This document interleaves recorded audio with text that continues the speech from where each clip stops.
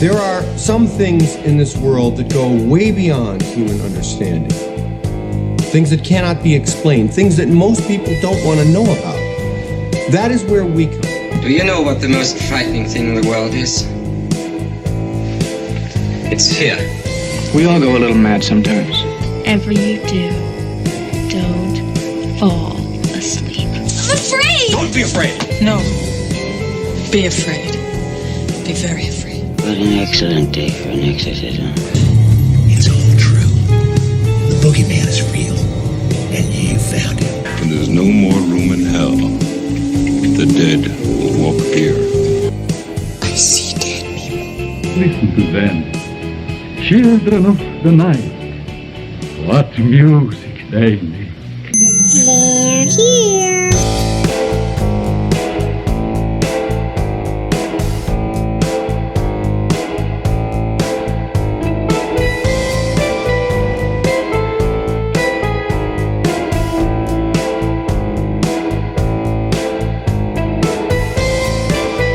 And good evening or afternoon or whenever you're listening to this podcast, you have reached Ghost Freaking Talking. That's right, you've reached Ghost Freaking Talking, your paranormal podcast, right here wherever you're getting your podcast. We want to announce that we are now on iHeartRadio. That's right, iHeartRadio is one of our new homes for Ghost Freaking Talking, and we are coming to you live. Yes, ladies and gentlemen, live from Wolf Hollow. This is session number 2 for today. But this will be day like 5 or 6 for our 31 days of Halloween. We got a special guest here today. But first, let's get this out of the way. We want to have you guys subscribe here on YouTube. So if you guys want to check us out and see our beautiful faces and awesome background and scenery we got going on here today, go to YouTube and look up Ghost Freaking Talking. We want to also plug our friend Mr. Hinkle Draws. Go to his Etsy page at Etsy shop Mr. Hinkle Draws and go and pick up your awesome Halloween stickers. That's right, we got some awesome creepy stickers out there. He's got some classic movie characters, some newer characters, and so if you guys want to go out and buy these stickers and tell them that Ghost Freaking Talking sent you, and Ghost Freaking Talking love ya. All right. So also make sure to check us out on Facebook and Instagram. That's right. We are Instagrammers. We love the Instagram.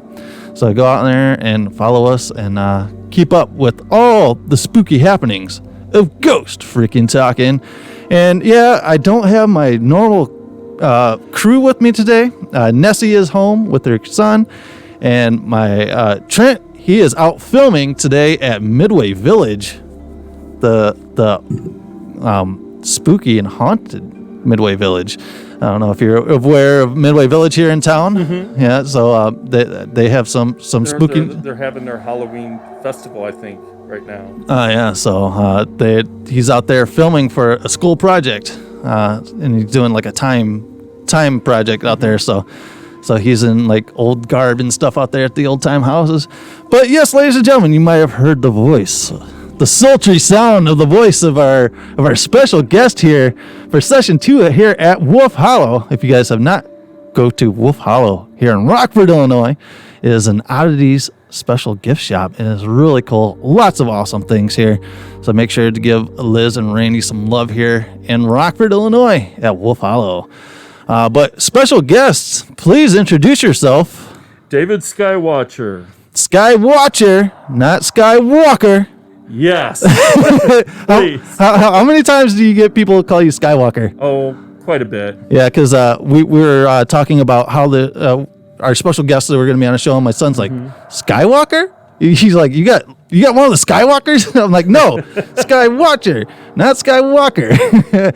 But go ahead and let us know. All right, well, the reason I started up with that name, now that's not my full last name. My last name, it's private. Yeah. Because I always was into UFOs and I was into looking at the stars and doing readings and stuff, actually with clouds, the way the formations and stuff. So I ended up taking up that name. Okay.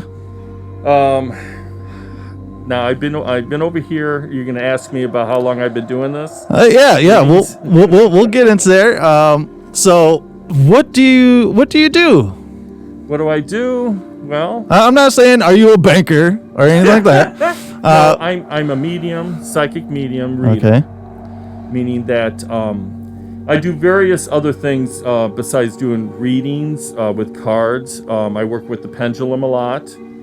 I work with the dead a lot, and automatic writing, house cleansings and blessings, and actually working with the pendulum and finding out where there's portals and doorways in one's home or business. Very cool. Have you ever been out? Because we had a paranormal team here on our first session. Have you ever been asked to go out on a paranormal investigation? Years and years and years ago, there was a group that was run by, I forgot his last name. His first name was Lyle. And there was a bunch of us. We had the tech team, and we had the psychic team. And of course, on tech, forget it. I'm still using crystal balls for a phone. But it was quite interesting.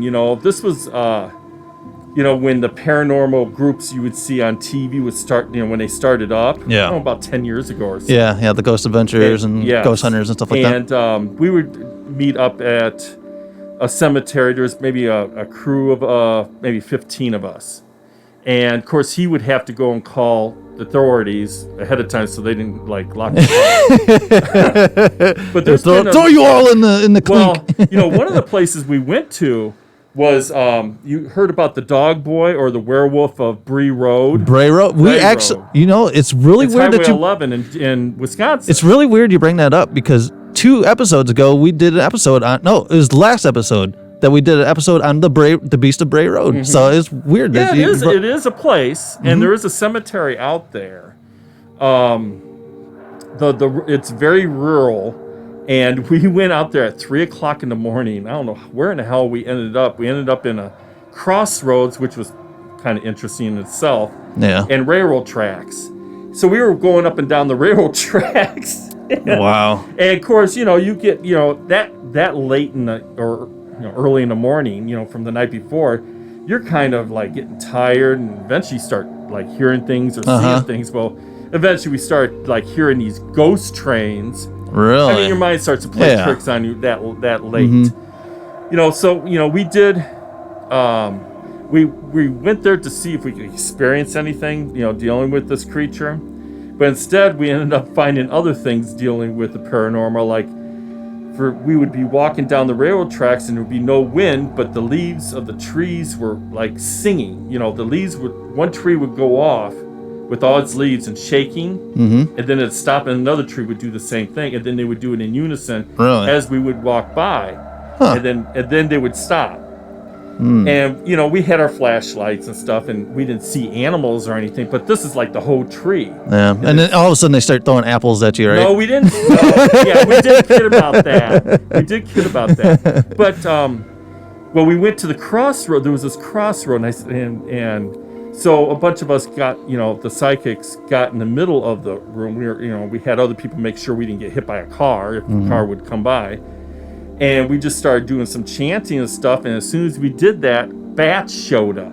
Bats? Yeah, because there was I think a street light right next to where we were. But there was just circling us. Really? So we thought that was pretty cool. That is cool. Yeah, so that, besides that, there were some cemeteries out by Boone County and stuff we went to. And I would take my pendulum, and me and another person would go over there and start communicating with, the people at the in that tombstone. And, then while we're doing this, other people are taking snapshots and pictures and stuff. And what do you have, those EMF readers? Mm-hmm. So we would get these impressions, and one of the impressions was leave. And when you're dealing with the dead, especially if you're psychic and you're dealing with the dead, or even a medium, if you're around a dead person that's passed away and it's very negative, you end up feeling it affects you. Okay. And you feel it in your heart and your stomach. Mm-hmm.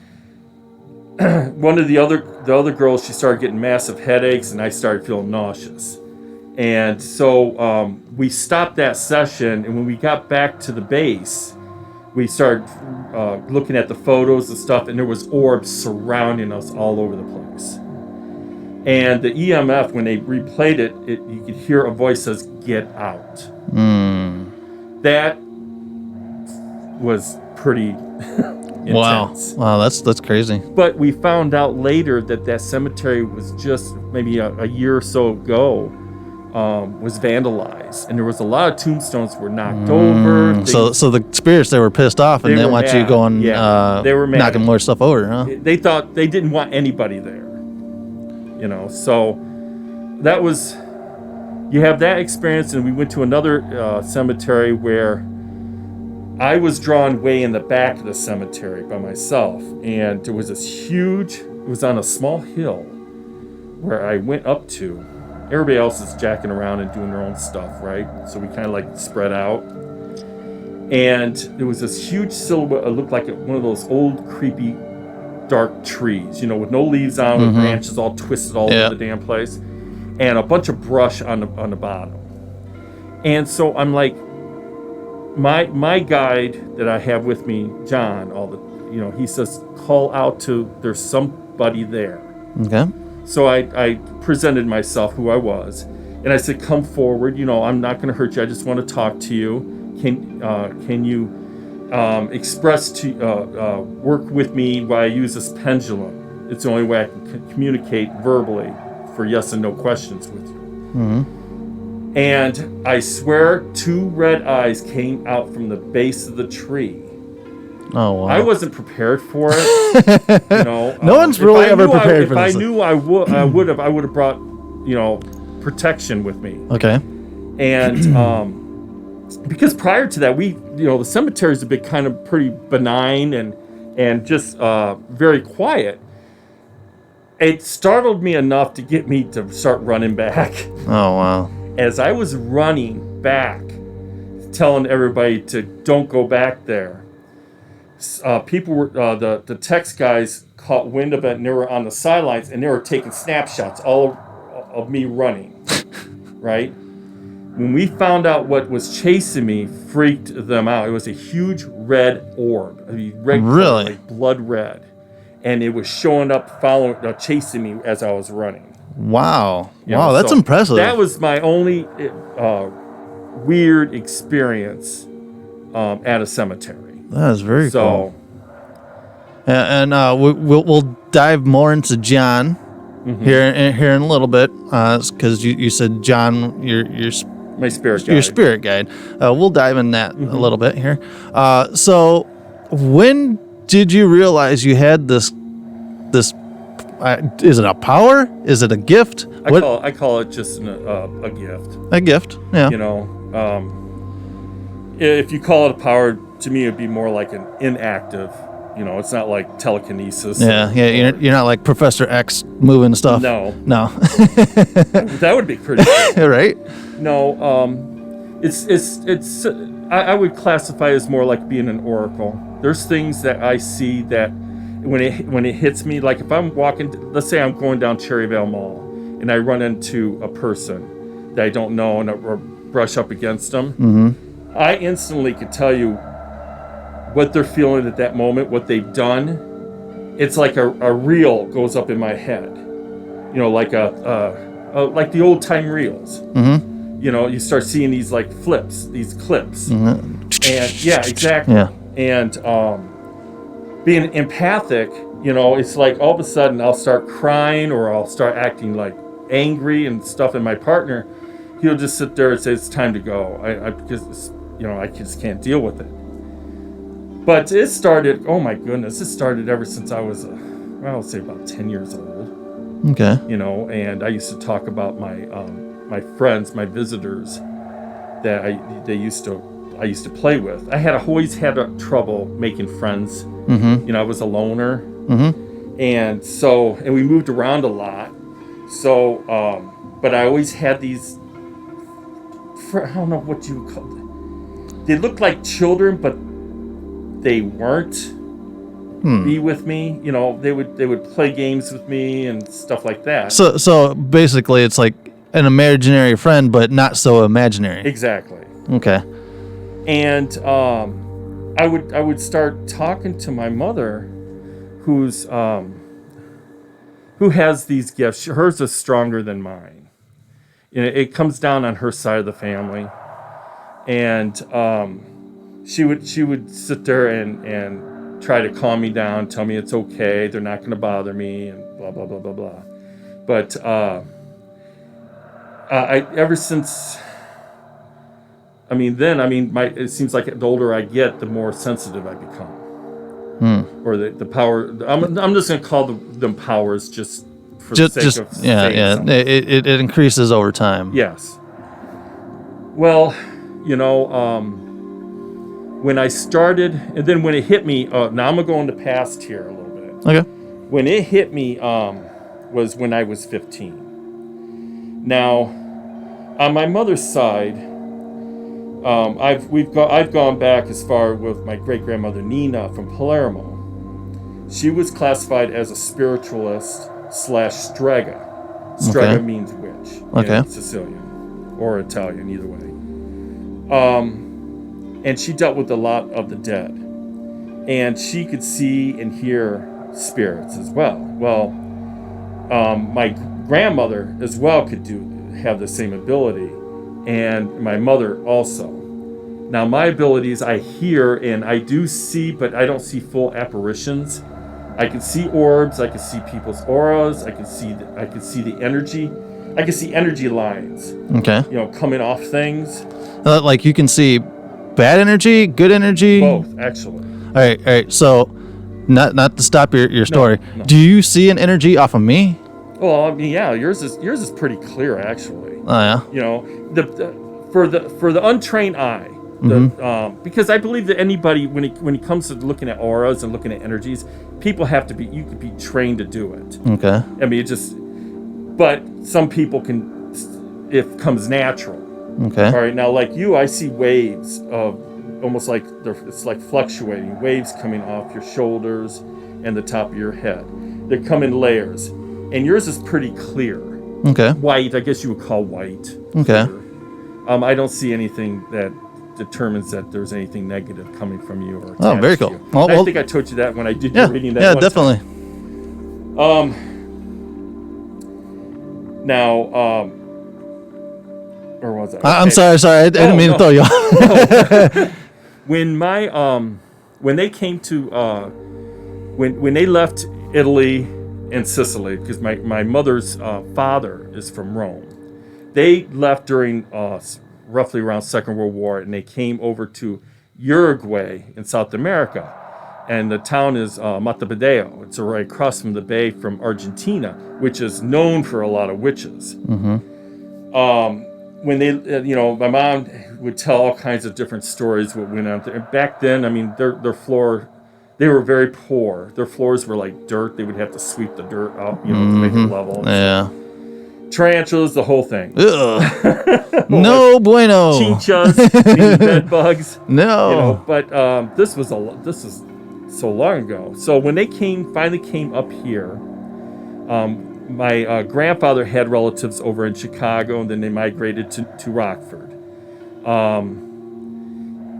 When you come to this country, especially because I'm that type of generation, back in those days, you wanted to emanate. You wanted to be like everybody else who was American. Okay, you didn't show off your being ethnic because you didn't want because it wasn't always so accepted back then. Mm-hmm. So, and especially dealing with paranormal stuff, ghost stuff, witch stuff, you name it. Yeah. Stuff was like poo-poo, Oh yeah. They would hang you for that kind of stuff. They do all kinds of stuff to you for that stuff. And so everything stayed in the family. And I guarantee you other Sicilian families, or not every Sicilian family was into Strega. Mm-hmm. Let me get this right off there are certain families that had that sort of thing in their family, and there's a lot that didn't. Okay? I'm just referring to the ones who did. Okay. Like my mom's family. they hid things, mixing it with being Catholic, and they did the same thing as like the people who practice Santeria. They use the saints, but the saints actually mean something different, and they would use home implements and stuff so they just wouldn't get caught.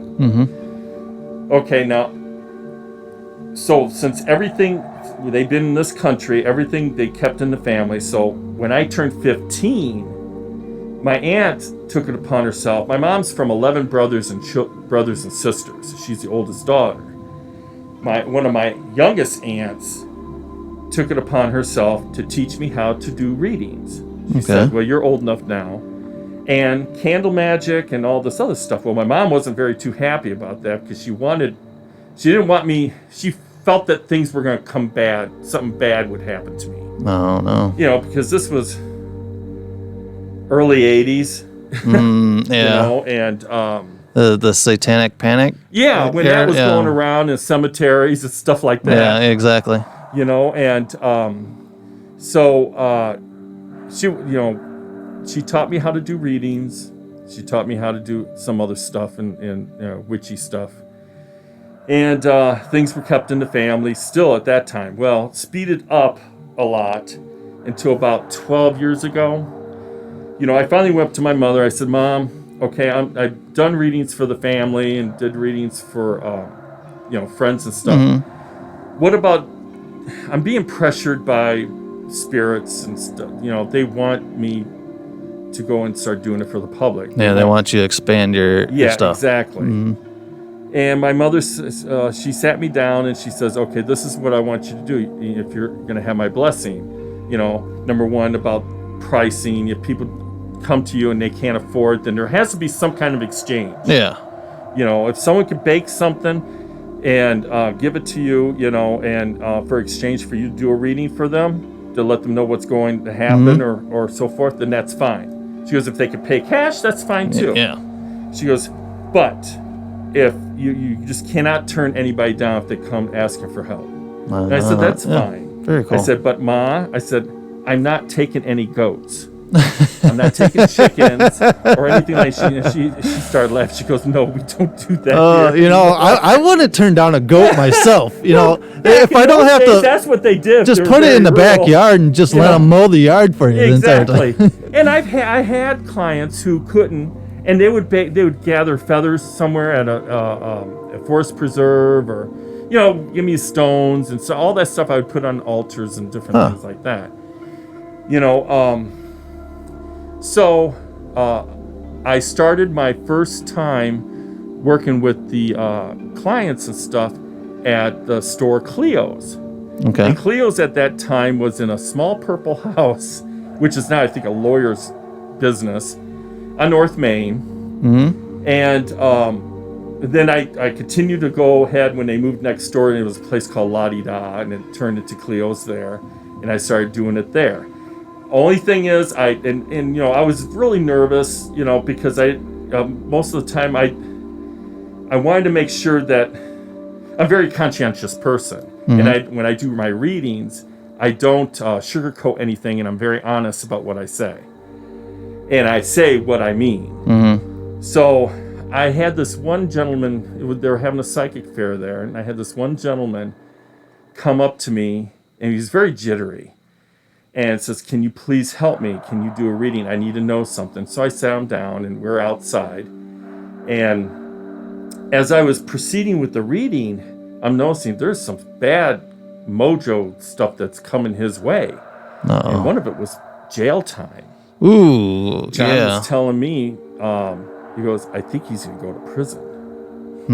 I'm like, well, as a reader, how do you explain this to somebody? Well, see, I've been trying to talk my girlfriend into getting read, but she is afraid that, if you read her, she's going to be like, you're going to die next week, or something like. She's more worried about the negativity coming out of it than. It's not so much now. Number one, I would if I was. Let me get back to the story and then I'll answer that. So, because there's a reason why this happened. So as I get done with the reading and stuff, and I told him about what I was seeing and so forth, right when I said that, a wind picked up I had a altar cloth, or a cloth that I used to read on, picked up the corners and covered the whole table. Oh no. I knew then this is not right. There's something that is going on, and I was getting this bad vibe from him. Well, he told me, he goes, I have very limited time right now. He goes, but I needed to know what was ahead of me. And yes, I am going to prison. Oh, and I said, I don't want to know why. And, and he says, am I going to be safe there? And I told him no. Oh, no. But when we got done, this is the first time I ever made the mistake like this. Because I'm an empath, I had a lot of compassion for him because he started crying. I gave him a hug. Wrong mistake right there. I took his pain. It knocked me. I yelled. It knocked me on the ground. Kathleen, who was the proprietor of that store, saw it, and someone else did. They had to pick me up. I was trembling. I was sweating. I was getting sick. They had to put me in the back there in the store and calm me down. And then when we went back out there, my table's still the same. The guy was gone.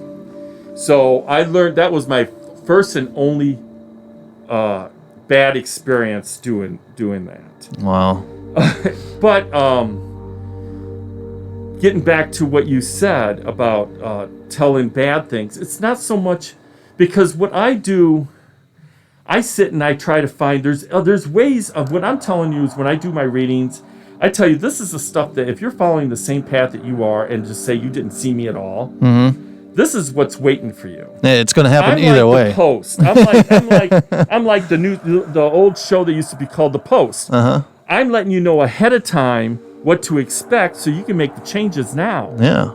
Or at least get prepared. Yeah, prepare yourself. Prepare yourself in some form or another. Yeah. And if it has something to do with death, I cannot say no. But I will say, I would give a lot of warnings to that person, tell them this is what you need to, and we would go deep into that particular thing and find out what is going to be triggering that. So, it's not going to be like as bad as what you think. Yeah. It's not going to be like that movie Final Destination. Okay? Thank God. Where you get away from it one way, but it's going to get you another way. Yeah, it's going to get you, and it might be worse. Yeah, exactly. So, yeah, so she's always, because I want her to come in and get a reading, especially after, the reading I got from you. Right. And I'm like, you need to come and get. She's like, no, I don't want to. She's like, I don't want to know, if something's bad's gonna happen. I'm like, well, how do you know he's not gonna say something good's gonna happen? I'm like, you just never know. Right. Yeah. So now, was that your mother there? Yeah, that was my mom. Yes. Yeah. And she's such a sweet lady. Yeah, she's really she's pretty cool. Yeah. But yeah, okay. Yeah, because we came in and did a reading a couple weeks ago with you. Originally, my mom wanted to do a double session. Yeah, I remember. Yeah. But when I went to go book it, there were no double spots available. One magically opened. Yes, exactly. So at first, because I tell everyone, look for signs on stuff. Look for the sign on things. Signs and omens. She wanted a double session. Well, all of a sudden, a double session just opened up. Liz came over and she's like, "Oh, a spot opened up." Someone had a cancellation. Yeah, someone canceled. She goes, "Do you want the second spot? I know you want a second spot." So I'm like, "Mom, you want it?" She's like, "Yeah, sure." And then she decided. She goes, "Well, I want you to get read."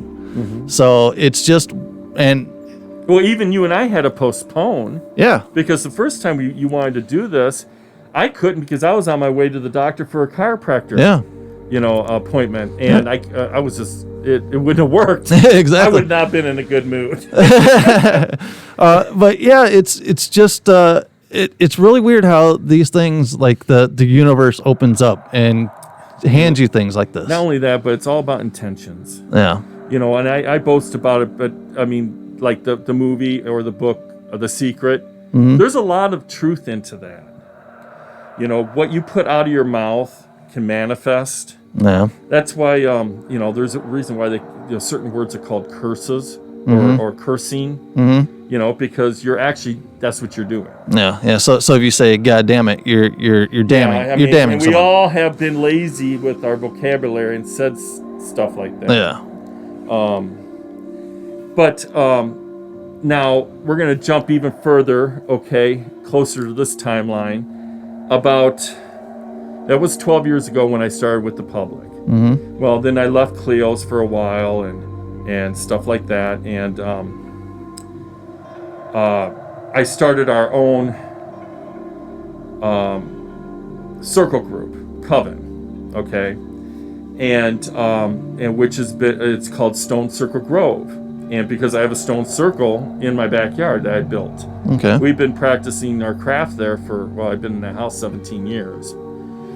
So there's a lot of paranormal energy and a lot of stuff that happens in that place. Oh, very cool. And I do protect the house. Okay. In fact, right before Samhain or Halloween, my neighbors, I'm sure, are probably used to it. I take out some implements and I go around the property. And I call sentinels. They're kind of wards. They let me know if something's coming. Okay. It protects me and my home and everybody who's there for at least up until a year. You have to do it yearly. Okay. And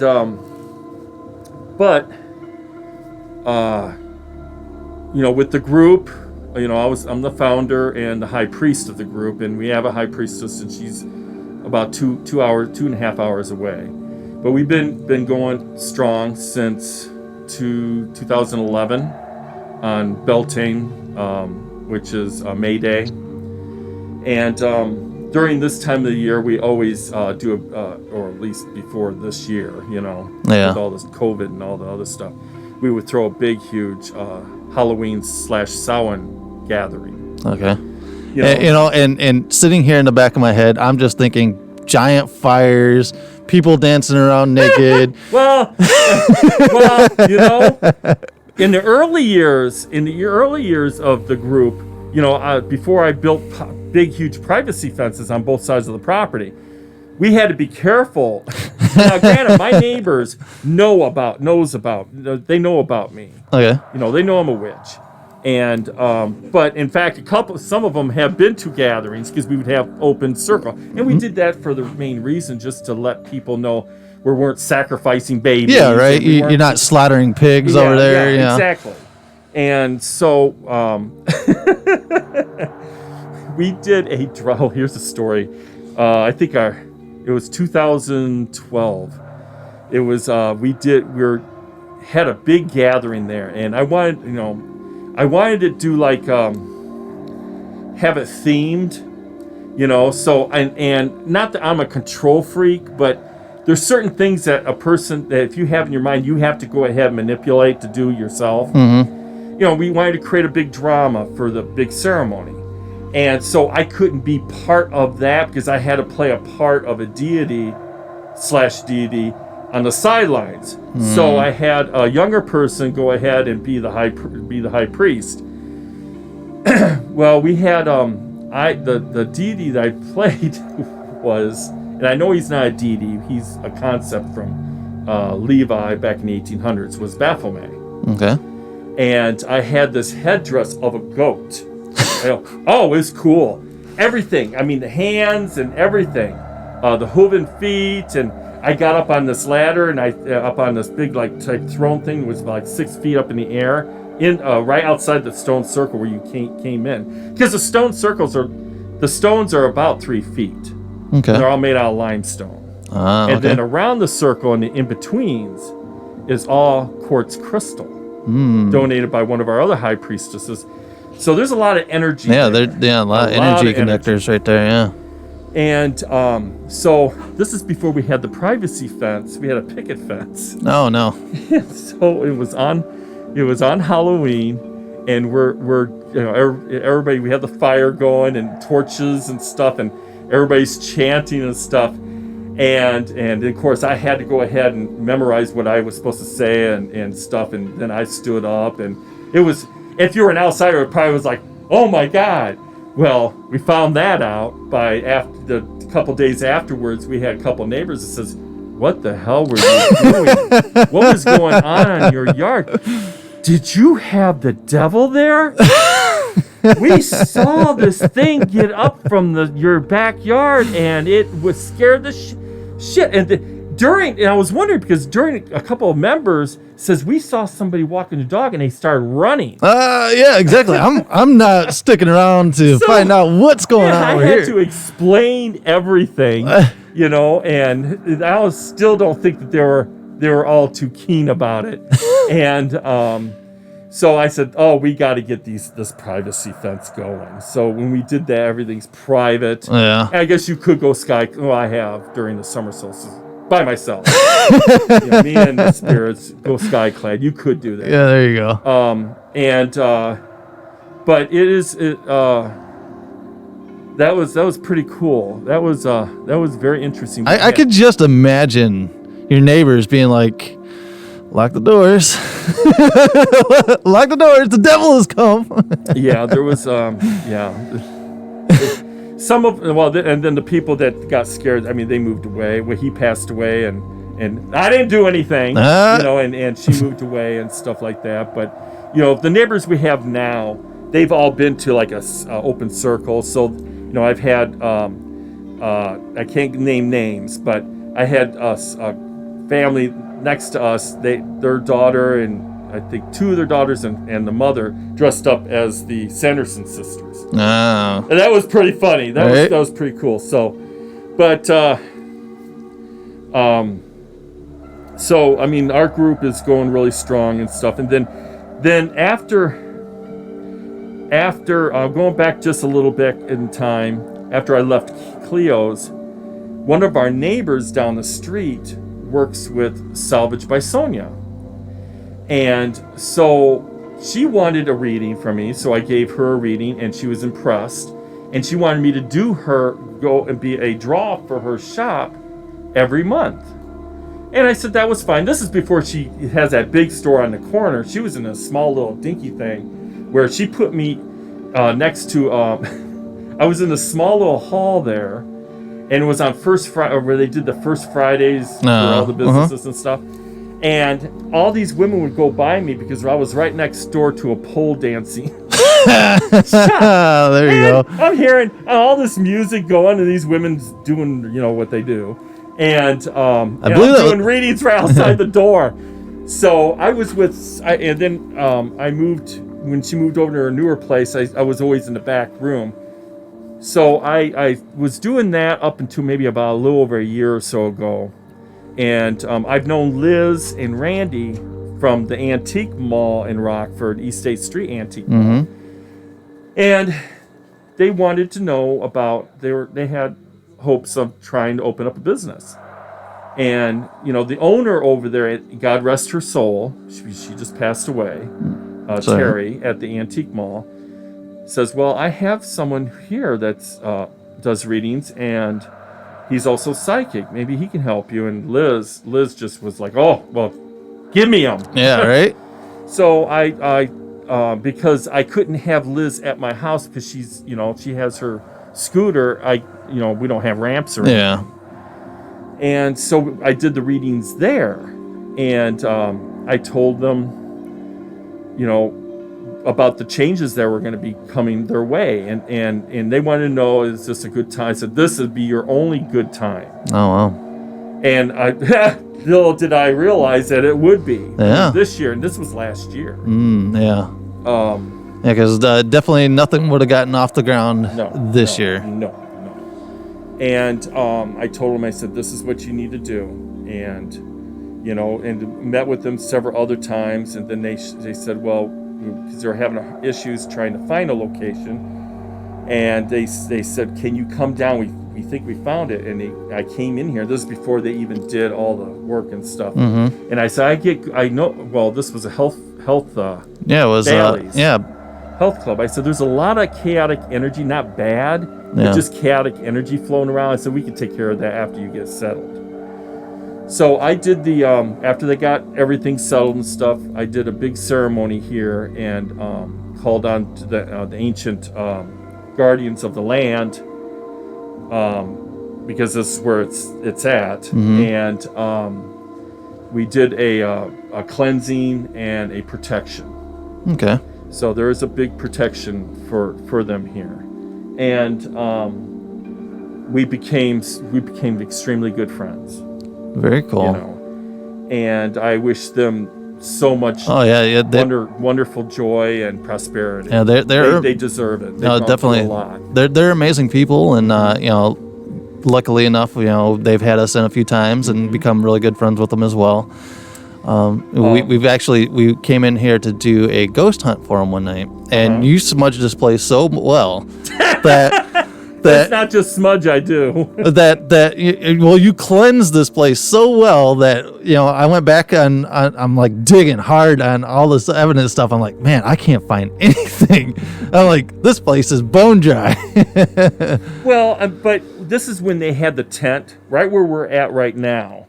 Mm-hmm. This was the tent that they built. Well, they built for me to do my readings here. But we all kind of talked. It was a wonderful spot. But I said, you're missing out on wall space and stuff for more merchandise and other things. If we can build something smaller for me to be at and use that, it'll be more business friendly. Yeah. Plus, because we did our very first podcast here, it was last Christmas time. Mm-hmm. It was like a week or two before Christmas, and that tent was still up. Mm-hmm. The energy level in that tent was heavy when we were in there. And so I was like, man, there has to be something here. Because, they're telling me, they see orbs and stuff like that all the time here. And I'm like, man, that energy was heavy in that tent. I'm like, if you guys ever want us to come in and investigate, we'll do it. And then the tent was gone by the time we got in here to investigate. And the only negative, I wouldn't even say it's negative energy, it just didn't want us there, is the dressing room. I was in there and I was running a SB11. Mm-hmm. I don't know if you're aware of what an SB11. It's a spirit box. It's a radio. I've seen that. Don't they? Isn't some people make apps? Yeah, like that for that too. It basically it's white noise because spirits can talk through white noise. Right. And it told us to get out when we were in there, and I felt something on my arm, kind of like. Shove me. Well, see, on the other side of that wall, right there, where you, when you walk in, there's a wall right there. There's an actual door there that goes into a whole nother area that is not part of any business. Oh. So that's probably there's probably something that's trying to come through or walks back up, at least up to that point where the dressing room was. That was a really rough spot to cleanse when we started. All right, because that's because there is if it was a solid wall, never used as a doorway, then it would have been fine. But there is a door behind that facade. So, and that just because people like to poo-poo on like paranormal stuff, but for us to have this entire store, nothing happened except for that dressing room, and for you to let us know that you had issues with the dressing room as well. It just collabs with what we got out of there. Well, there is another area now. They just expanded in the back, so they expanded away from the original where we've cleansed and put pretty much a dome of protection around to keep and it's not to keep anything negative. People come in, when people come in, people can carry attachments to them. Some entities even know how to do that by latching onto you and having your aura actually protect them as you come into a place where they know that they would not be able to come into it normally. Well, when they expanded back there, I have not done anything. So when you go from one area where I've done my cleansings and did my protection spells and incantations and stuff like that, then go over to the other side, you can see a total difference of the energy and the atmosphere. And then when you go back to where Randy does his work, it just reminds, because there's no ceiling, it reminds, because you can see all the way to what Bailey's used to be. Oh wow! And it reminds me of something from Dawn of the Dead. And they're in that mall. Yeah, exactly. Kind of a little bit freaky, but no. So right now, as of I'm not at Salvage by Sonia's, and that's because of all the turmoil and all the stuff that's going on down there. Yeah. And I'm here exclusively here for the public. Okay, and you are here like the second Saturday? Yes, because the first Friday of the month I was over there. Okay. Yeah, you should. And do all this in a full-time job plus take care of an old Strego woman who's 84 years old. Oh, yeah. And then my husband, and then the coven stuff. I mean, it's just like Yeah, you know, that's why I'm turning white. Yeah, I got like a 50-hour-a-week job myself, you know, full-time, and then, you know, I have this channel, the podcast, and we have a Lego YouTube channel where we do a bunch of stuff with that. I know how the juggling goes. Well, okay, so like if I, you know, I keep fogging up. I know. I'm sitting here. Goodness. I'm sitting here myself, and so I'm like, you want to know how I? All right, okay. We talked about some of my past and stuff like that.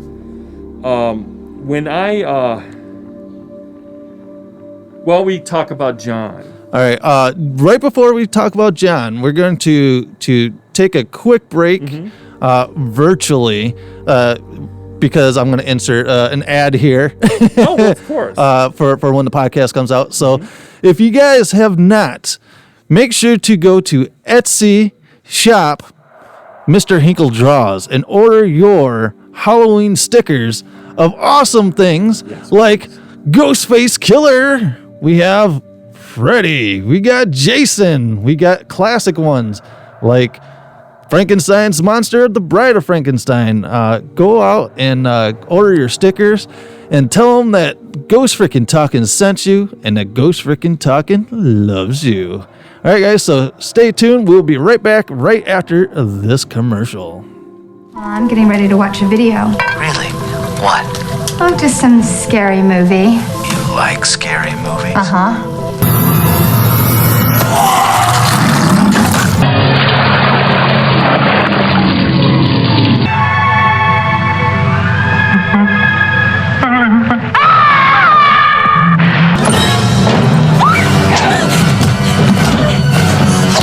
I want to play a game.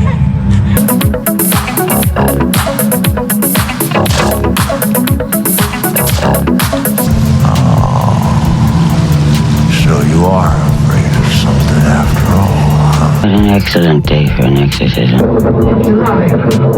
It's alive! It's alive! It's alive! It's alive! What's the problem? Come on, I'll take you home. Get your limited edition Halloween sticker series at Etsy.com. Shop Mr. Hinkle Draws.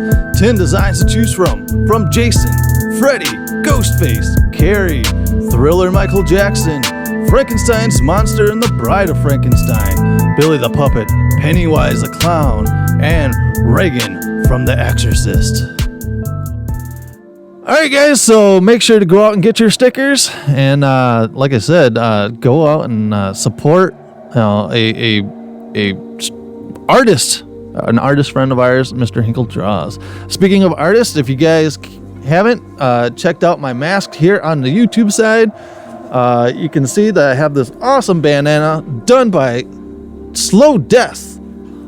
They actually did the logo design for our channel. So if you guys see this logo design, this was done by Tyler of Slow Death, and this bandana was done and printed up by him as well. So if you guys can go give some love to another artist friend of ours, go out and give him some love. All right, so we're back here again. We're on our second hour now. So thank you for filling it. You've got some great stories, some great background, and we touched a little on John.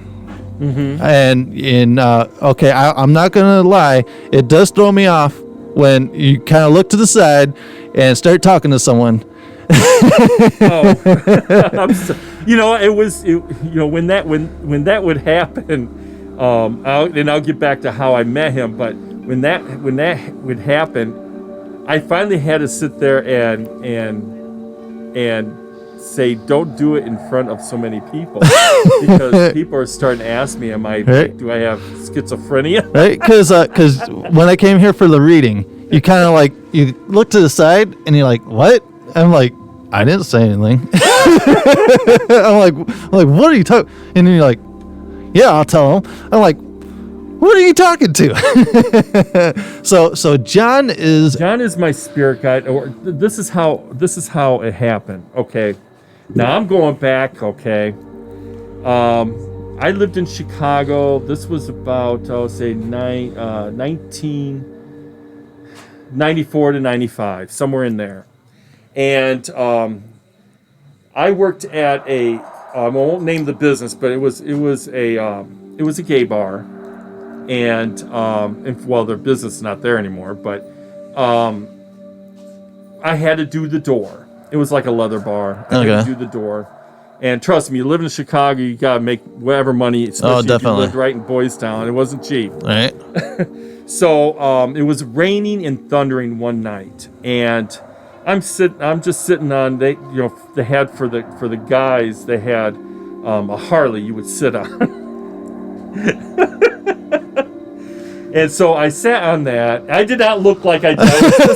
Trust me, I did not. This is what happens when you're married. Yeah, you just let yourself go. Exactly. Right? Yeah. So you settle in. I was like 25 or something like that, around that. I was much younger. We had the door propped open. It was a slow night. It was during a weekday, and it was like, so I'm like bored out of my mind. And this young guy walks by, and I asked for his ID, and he just stood there and looked at me, and he said, started speaking in Spanish. I think he was like Hispanic or Samoan. He was like, I couldn't get really his language real well. Mm-hmm. And finally he turned around and he goes, I'm not coming in. I'm like, well, why are you here? And I've always been, because, being a witch now, you start to sit there and look beyond the obvious. And I'm like, why are you here? And he says, well, I was told to come here to help you. I'm like, me? You don't even know me. Mm-hmm. He goes, I know that. I said, but I'm listening to my guide. I was like, what are you talking about? So he's standing in front of me, talking to, just like how you did, talking to this individual that isn't there, and then looking and talking to somebody that's standing next to me that isn't there. Huh. So I'm asking him all these questions. I'm like, he goes, you know about your guide, your the man that has been with you since you were, ever born. Huh. And I'm like, okay, tell me more about it. He wears a fedora. I think that's why I like this fedora. I was just gonna say, yeah, he wears it, and he has a black trench coat. Okay. And I'm like, oh, okay. And I said, okay. So then he says, do you remember when you were a kid and you would play with him and there was another spirit that he was with? And I'm like, well, how would you even know that? I'm like, where was this at? He goes, it was in a house that was cut up into 2 apartments. I'm like, okay. And it was. Wow. And okay, and where we play in the woods across the street. I'm like, how in the world would you even know that? And this is in Moline. Oh. How in the world would you know this? And I was 10 years old. Right. And so I got intrigued. And I'm like, okay, I'm thinking to myself, oh, I need to find out this. So I asked him, what is his name? You're not ready to know his name. He's saying that you've been wanting his name, wanting to know who he was ever since you can remember. And he will not, he goes, there's going to be a time in the future that you will meet up with, or he will be meeting up with you again, and you will know his name and some more stuff about him. And of course, the guy at the bar is sitting there looking at me because I'm talking. They don't see the other guy, and they definitely don't see the other 2. Yeah. And they're looking at me, and they're saying, are you going to let that guy in? They're hollering at me and stuff. Well, when I turned over and look at them and look at the young guy, he was gone. Really? Just gone. I went down the alley because you had to go in from the alley, and there was just hard rain coming down. Wow. So that was freaky enough for me. Move that up to, I would say, now, 2014. Now, this is one of our coven members at that time. She's not with us anymore. She's a medium. And she was very good at what she does. And her and I think it was right after Samhain / Halloween, we both liked going to the cemeteries, and to pay respects and look around and, that sort of thing. Definitely. And so we went to her folks' cemetery, which is, I think, way over on the west side somewhere, right? It's off of West State Street. Okay. And we're way up in there, and she tells me who we're coming to visit, and I leaned up against a tombstone after actually asking if I could. That's just being respectful. Yeah, exactly. And so she goes, I know what you're going to ask me. And I'm like, well, okay. All right. So I said, you know me very well. So can I ask you who my guide is? And she kind of went in a trance and opened her eyes, and she says, he's right there standing right next to you. I said, well, have a conversation with him. She started laughing. He's laughing at you. He goes, this is the time now you'll know who his name is. And she says, his name is John. Really? And I said, I was expecting maybe some really cool name. Yeah, right? I'm like, John? Right, like Ezekiel or something like that. Yeah, like, how the hell? All these years, decades, and now you're telling me, John? It's just like, okay. What's his? Bob. Yeah, it's just like, oh, thank you. Yay. So, but what she said afterwards, I said, okay, so why is he with me? He's always with you. I'm like, what do you mean? She goes, just let me explain. When you're alive, like you are now, he's on the other side and he watches over you. Mm-hmm. When you die, you will be doing the same thing for him. It's like the symbiote type. Symbiosis. Yeah, type thing. Yeah. And you've been doing it for centuries. Really? Yeah. So you guys just kind of swap different lives? Well, sometimes one person would be a woman or a man, never animals or anything like that. It's always just humans. Yeah, and or both men or both women. It just I guess it all depends on what kind of body you end up taking when you're told to take a body. An infant. Yeah, and I said, wow, and then of course she says, do you want me to go even further back? And I'm like, no, this is I gotta get this going on in my head and spoon feed me a little bit. I found stuff all the way back as far as Atlantis, but not with him. Mm-hmm. But that's something that I can't. I don't feel comfortable talking on national. Oh yeah. It's no problem. But that's how I met him. And then she says, now you can go ahead and she says, you will know when he's next to you because you will have this, your energy field will change. Okay. And she goes, you'll know. She goes, trust me, you'll know. Because her guide was also there. His name is Michael. All right. So when I started doing my readings, then that was prior to me starting doing my readings. Or no, it wasn't prior. It was in the middle of right when I first started doing readings. I said, so that's John who whispers in my ear and tells me what to say to my clients if it's something I'm stuck on or can't get in a... Sometimes when you're doing readings, you'll get a certain energy that you can't find words for.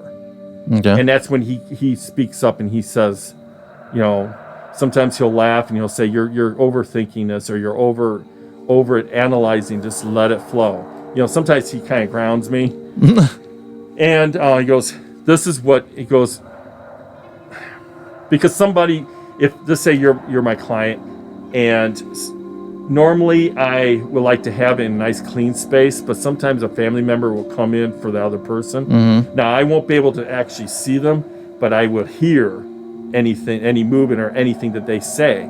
you know, and John will say there's someone here. So he would just give me the heads up, there is someone here. Because he knows me well enough that I don't like surprises. I don't like to be sneak up upon. Yeah. But that's who I now to today. Mm-hmm. He's here today. Okay. He's not right here next to me. I think he's roaming around this place or something. Yeah, he's checking out the oddities and stuff that are in the shop. He may even be with Liz. Oh. For some reason, he's taken a liking to her. Very cool. Well, she's a very nice lady, so. Mm-hmm. But when he does show up, I'll start to get real hyper. Okay. And the energy feels like there's, when you have perfect example, and this is for everybody else that's out there who is sensitive and knows about what I'm talking about. If you have your guide or angel or guardian angel, whatever you want to talk to, familiar, what have you, and know that they're with you, it's like having a backpack. Or you're standing right there, and I put a backpack on your back. Okay. And you feel that extra heaviness. Mm-hmm. And it's not a bad heaviness, not a heart heaviness or anything. It's just you feel like there's something on you. Yeah, it's letting you know that it's there. It is there. Exactly. Very cool. So that's and that also coincides with people who talk about when ghosts touch them or do something, their hairs that is real. The hairs, because it's their energy, the frequency from the other side, from the dead, and ours are obviously different. Yeah. But it's a different frequency that's meddling in with your aura and with you, and you're feeling it. Oh, definitely. Like I said, I walk right into. I've never been to the Veterans Memorial downtown here. Mm-hmm. The first time I walked into there, as soon as I walked into the vestibule, the doors, I could just feel the energy, just the hairs on my arms, and I kind of looked over at my son because he goes on these adventures with me, and we didn't even have to say anything to each other, and we just had that look, and we're like, "Do you feel that?" And he's like, "Yeah." He goes, "The energy here is crazy strong." So I definitely know that feeling what you're talking about, where something's there, and it's like I never believed in this stuff until I had activity in my house. And then I started, opening myself up more to learning, and it seemed like I couldn't get enough to learn more about the stuff, more and more about the stuff. Well, some people says, well, why aren't they just show up? Here's my interpretation of the reason why, okay? The living, and they're starting to, some scientists and stuff are starting to realize that right now. It's funny how witches have known this, and seers and wizards, or whatever you want to call them, sages have known about this type of energy and stuff for eons, and science is just now confirming it.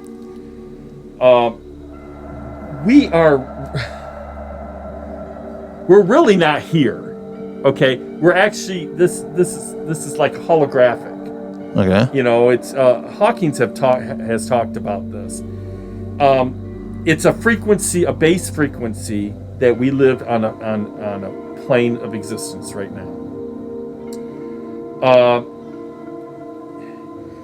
Each item, this microphone, this table, the floor, you and me, we vibrate in a different frequency that allows our atoms and everything that we're made of to stay together and to be, formed the way we are right now into this material world.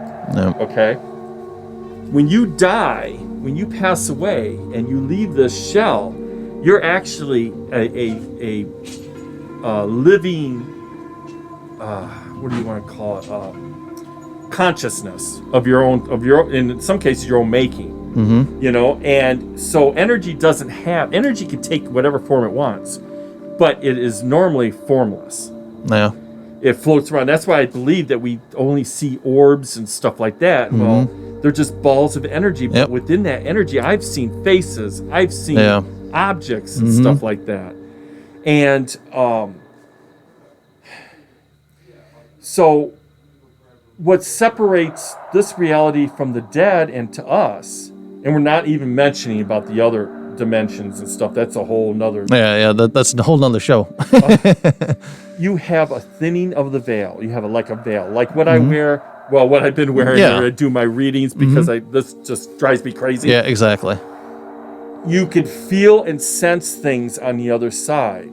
Both as people, both areas. The dead can sense things as well and stuff on if the energy's just right.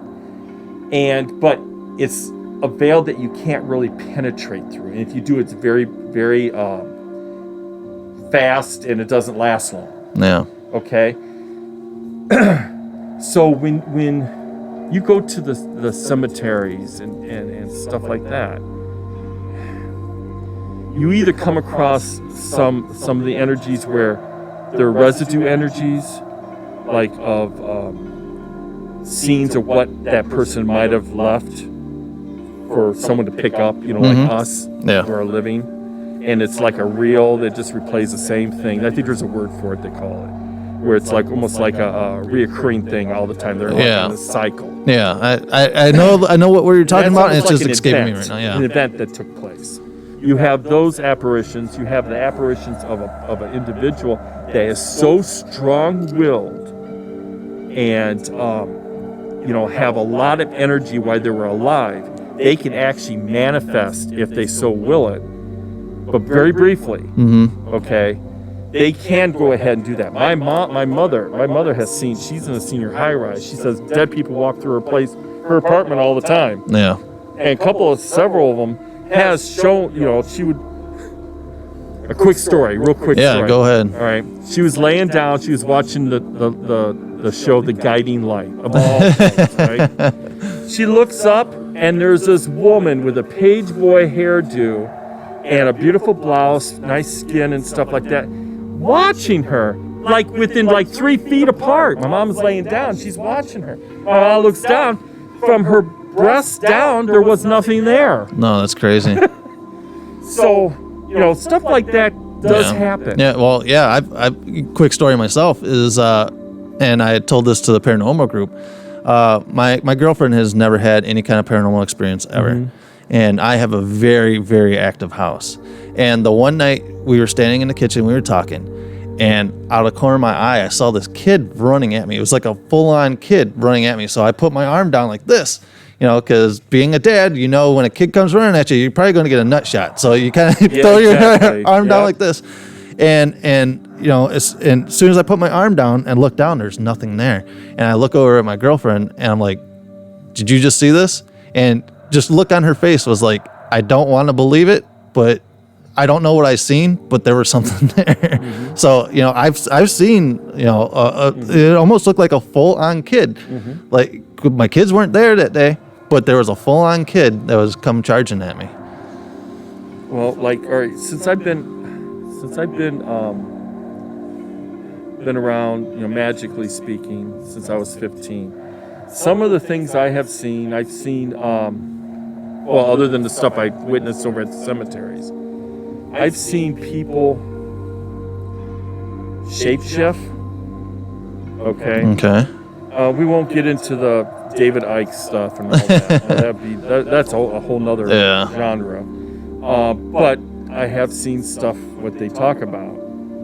I've seen shadows where they have latched onto people. We've talked about that earlier, where I believe that, and I've been experiencing this even today, even in my own house, and my partner, who is not a magical, witchy person, or he's furthest from any of that sort of thing. He's asking me, why are we seeing?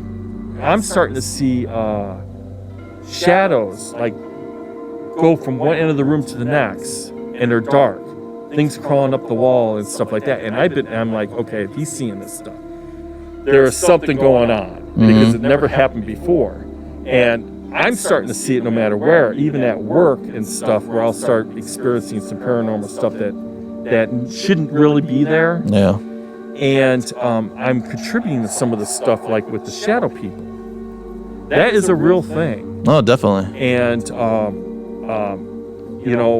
to sit there and I have seen not the man in the hat. I have seen the hooded or just a outline of the person. You know, not really any kind of fancy clothes or anything like a cloak or anything like that. Just like if you were to stand there and just be like a silhouette of the person. Just watching. I'm starting, because my house is very heavily protected, magically speaking. Okay. But remember, magic only works in this dimension. Magic doesn't work in, other dimensions have their own laws and stuff like that. So maybe that these shadow things that I'm seeing and several other people I know have seen and stuff, maybe either they're multiple dimension, either from another dimension or another reality, and somehow our reality is getting mingled in with another one by accident, and it's starting to bleed through. Yeah, well, have you ever heard of the Mandela effect? Yeah, oh my goodness, yes, I've experienced that. Okay, that's when the blending of these times or universes or veils or whatever are kind of blending into each other. You know, the Berenstain Bears versus Berenstein Bears. Well, it's not just that. It's like even with deaths. Because I remember, and I remember when they would show old clips. This was when I was younger, because I was born in '65, so I obviously was too late for me to witness the Kennedy assassination. But my mother she watched it, and she said there was two people driving up in the front seat, and Kennedy and his wife in the back seat. Yeah. That was it. She goes, "Where'd this other stuff come from?" Yeah, exactly. And it was pretty intense when she said that, because they would show different clips on different shows using that footage for something. Right.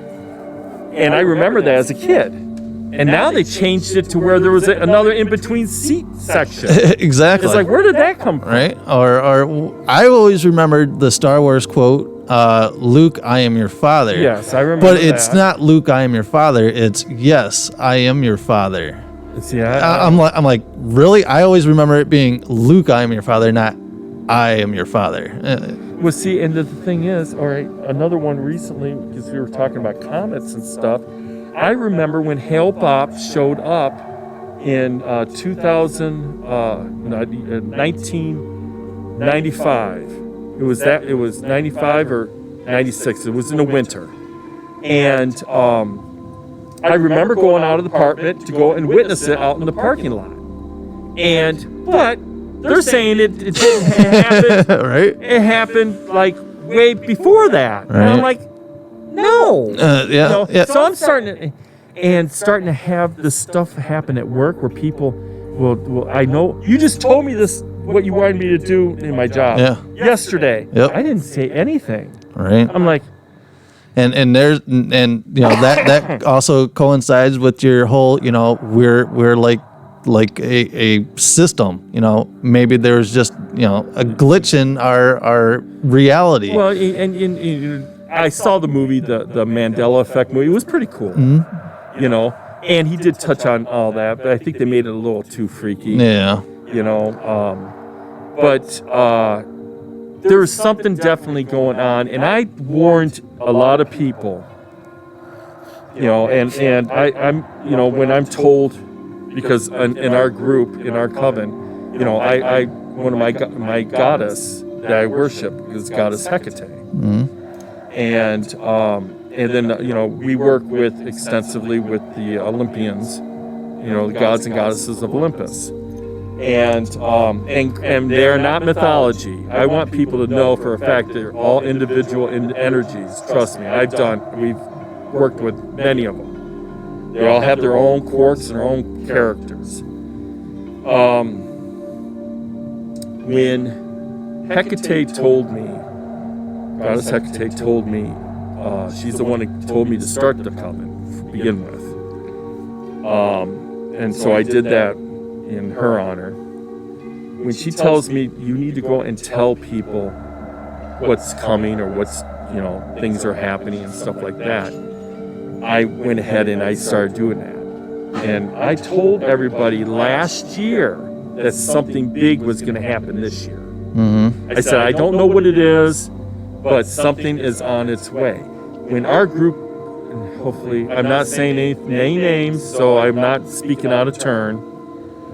When our group, when we had one of the gods popped in one of our full moon sessions and warned us.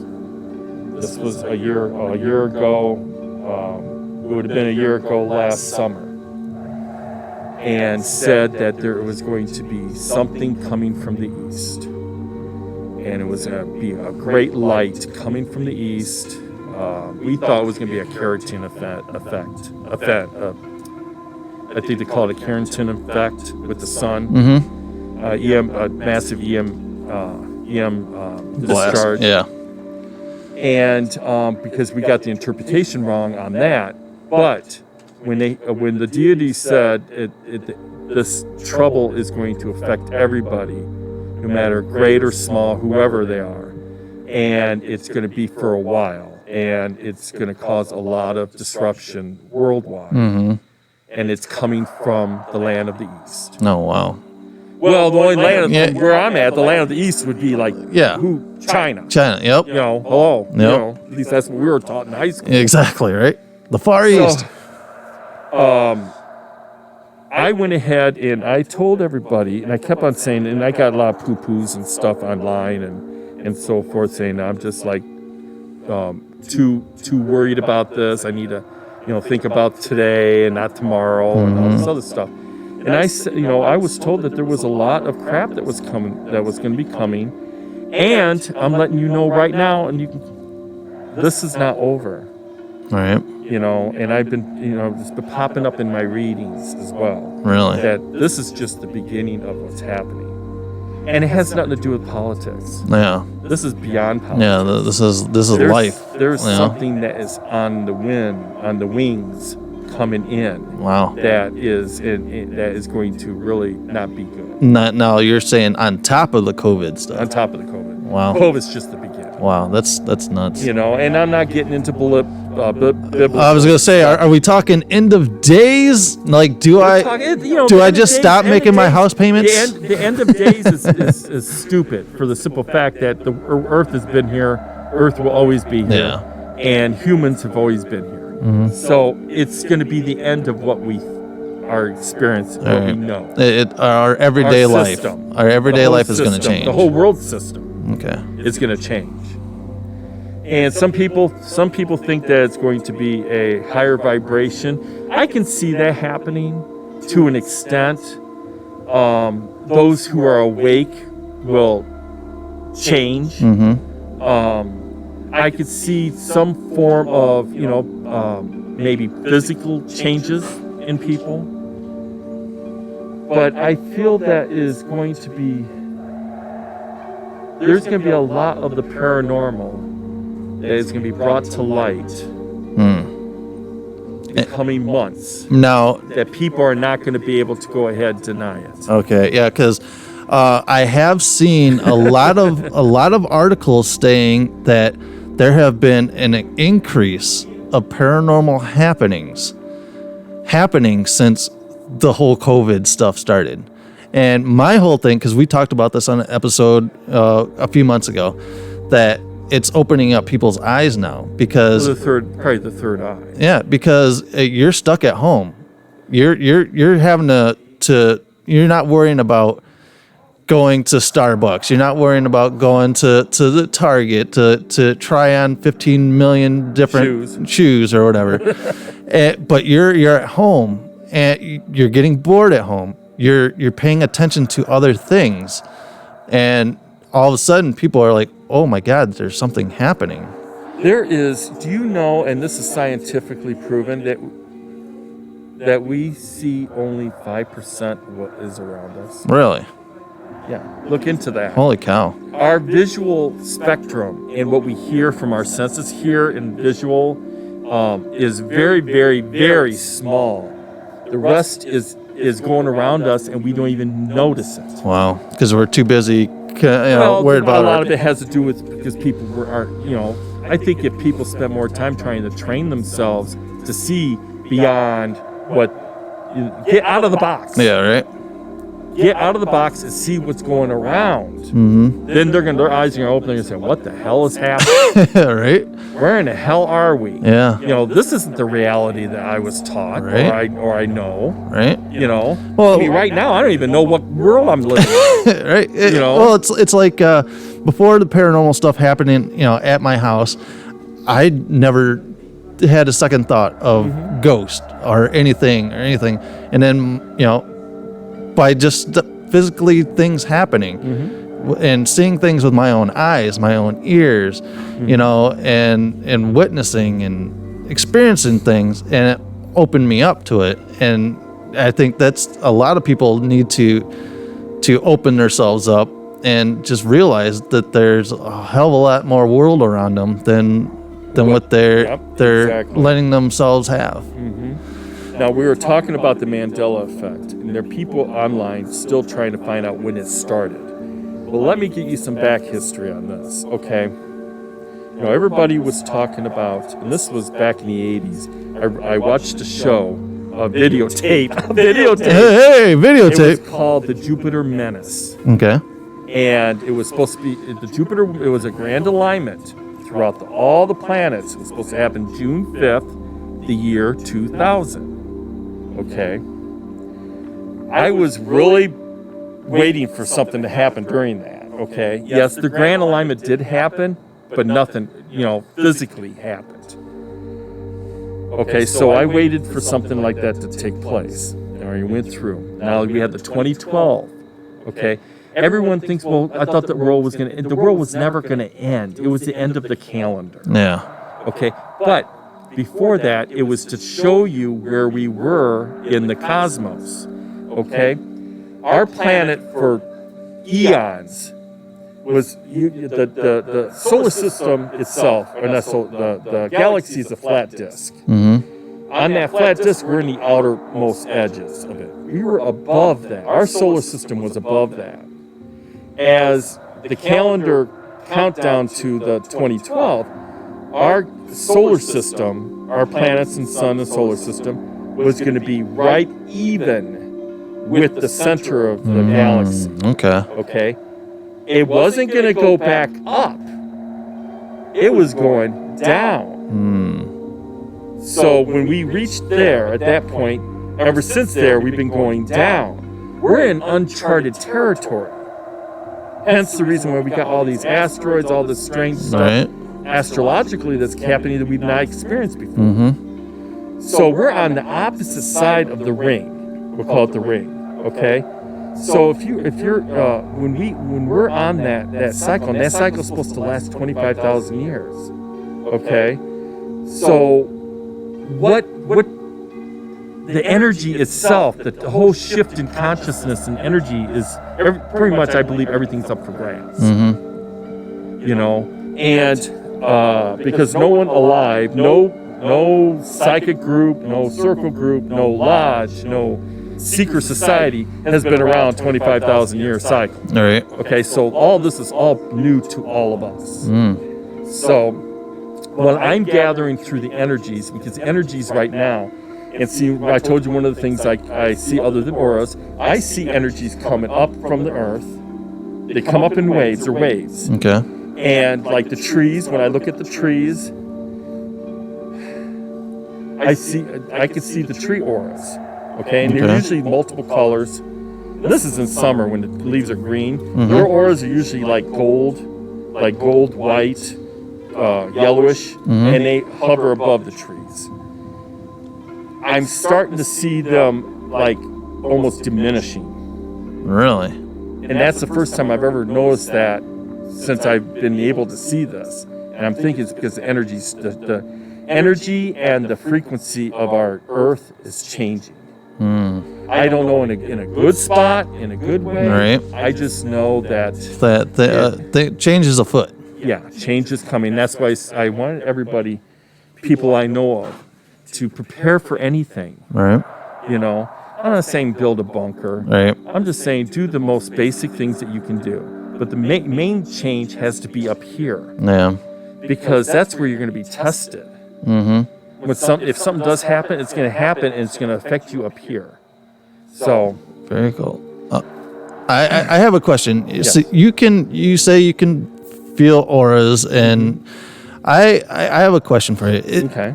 Can you hold things and feel stuff from them? I have to give out like what there's. That's a certain type of psychic ability. Okay. It's like now like automatic writing. Yes, I can do that.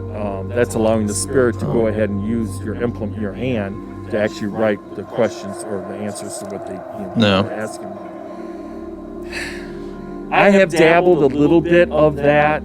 I don't know how accurate or if I even have a gift like that. Okay. I mean, are you going to try to test me now? Or Well, go ahead and give you my well, input? yeah, I because can probably tell you the energy where I feel from it.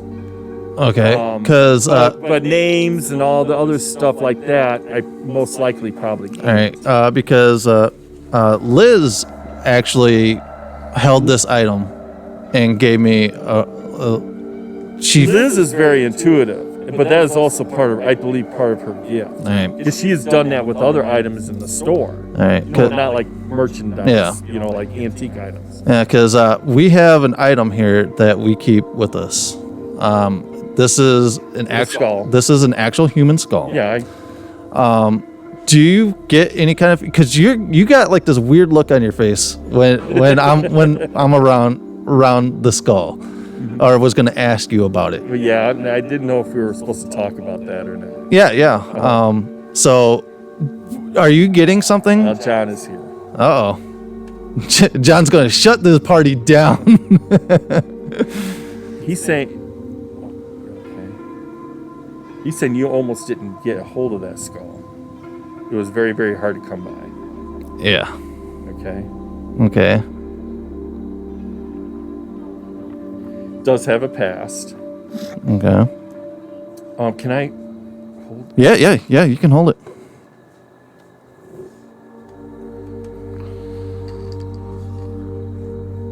So out there for the podcast world, he is holding the skull.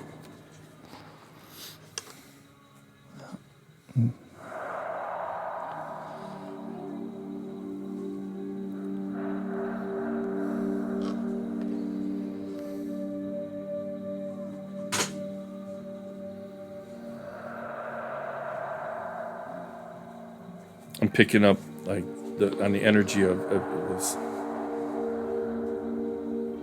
sad. Yeah. Yeah, that's what I'm picking up. I'm picking up sadness. It could also be about the death.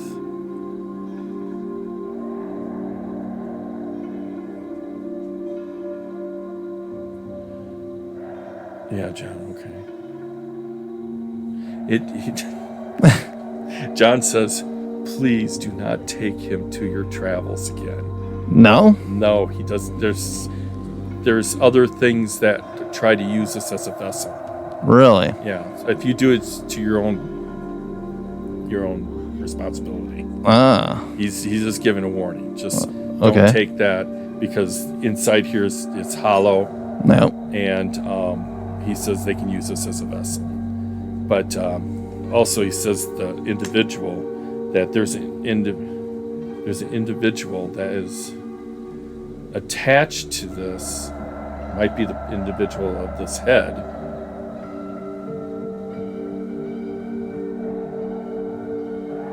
Or there is an orb by you.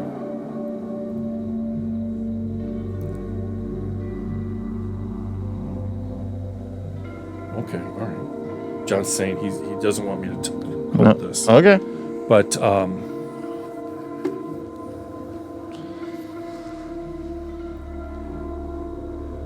have you? Now we're getting into some other stuff. Have you like a special shrine area that you place this? Actually, yes, I do. Okay. Yeah. Go ahead. Right.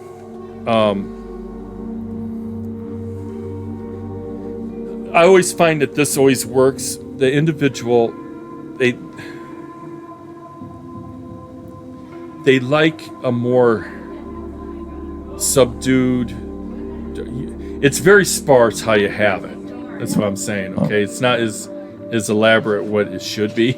Really? Yeah. Okay. And they like it more darker. Really? Yeah, they're more dark.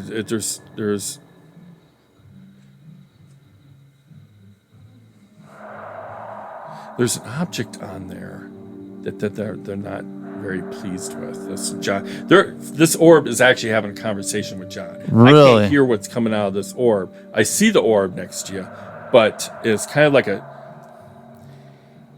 don't want to say more. It's like a blob. We'll just say it. Okay. But it's like right, where your shoulder is, the distance where that is to the shirt that's on the chair. Okay. It's like right in between there. All right. Okay. And John is right here, and he's just saying that there is an object on there that you've picked up not too long ago. Okay. Actually, pretty recently, that he says just he doesn't want it there. Really?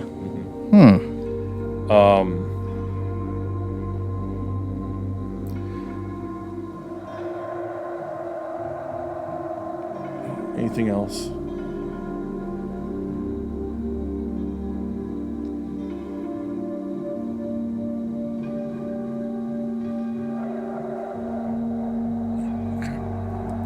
That's all he's. Oh, John's done with it. Yeah, John says he goes because whatever it is not responding. Oh, okay. So I'm gonna let you know that we call the skull. We've named her because I had this feeling in my mind, like I was getting this feeling of this name, and it was Martha. And before I even said anything to my son, because we were like, I feel that it needs a name. I'm like, we can't just be calling it human skull, right? So I'm like, we need to give it a name, and it's a female skull because it came from a medical. Right. Well, so the things, the latches and stuff like that. Exactly. So it is a female skull. I'm like, so explain how young the skull is. A very young skull. The person was very young. Yeah, I have no idea on that aspect. The only thing I know is it's female. So I was coming across, it just kept ringing in my head. It was Martha. And before I even said anything to my son, he I better put this back on. And I'm like, what do you think we should name her? And first thing he comes out, he goes, Martha. So I never said Martha one time to him, and he came up with the name. So, we treat her with the utmost respect. She has her own spot, because one of the homes that she used to be in, they had her on like a shelf so that she could look over the entire house. So when I took her in, that's what I did. I have her on top of a shelf, so she can look over. Because I have like an open floor plan. So I have her on a shelf to where she can look over everything. But when you said she wants to be in more dark, she is like basically lit up by canister lights on the shelf. That would explain why John was saying she wants to be more. There was something that had to do with light, and it was just too bright for her. Yeah. But he was having a conversation with now I know it's a woman. Or a girl, because I think it's a girl. I mean, you say it's a woman, but I think it's a girl. Okay. But that would explain the light situation. Yeah. When you said that, as soon as you said that, the hairs on my arm was like, oh my god, he nailed that. And when you say it's around objects, we have another. There's something that it does that. Martha, there's something around her that she does not, that you've had.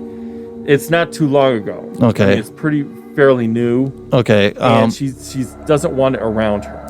Because our other YouTube channel, we do a bunch of Lego stuff, and I collect whenever a new Lego dragon comes out. I'll get the dragon, and just recently, I got it's like a bone dragon. It's like a skeleton dragon.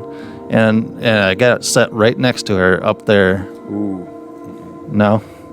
And so she's not digging the bone dragon. No. She is the only bone that should be there. Okay. And this is what you should have up on. She should be up on something velvet. Okay. Okay. Like what you would for a crystal ball. Mm-hmm. She should be on that. And if you she likes things darker, so I would have like maybe like some kind of like burgundy or dark wine, like the drapes here. Okay. Of a sash that's on the base of the shrine or whatever the shelf, and then you have her resting on something pretty. Okay. But dark.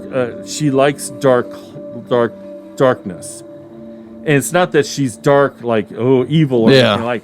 It's this. I think a lot of it has the fact that when she died, it was dark. Okay. It was dark to some people is peaceful. Okay.